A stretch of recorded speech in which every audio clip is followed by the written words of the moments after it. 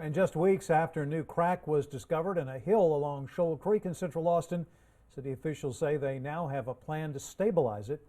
This drone video gives us a bird's eye view of the damage from last May's landslide. Since then, the popular trail just north of 24th Street has been off limits to joggers and cyclists. KXAN's Eugene Cho found out how the city will fix the area and how much it's going to cost. By drilling vertically into the ground. There's one here and there's one here. This is how the city of Austin wants to stabilize the hill above Shoal Creek.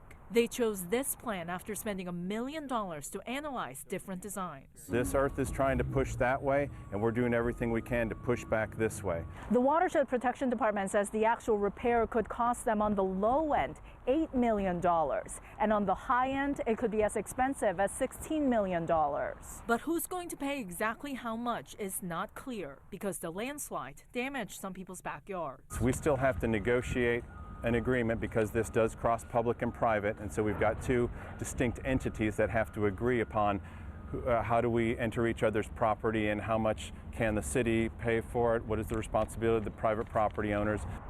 People who've been detouring around the closed trail for a year already. I like to come down here and just go for a walk. They hope something can be done soon. There's been a few instances where construction has kicked me out onto Lamar, which is certainly not safe. They say they understand it's an extensive project, but it needs to begin right away. I think if they have to spend that money to do it right the first time, I think it's really important. If this were the same thing happen on a major road, it would be fixed in a matter of weeks.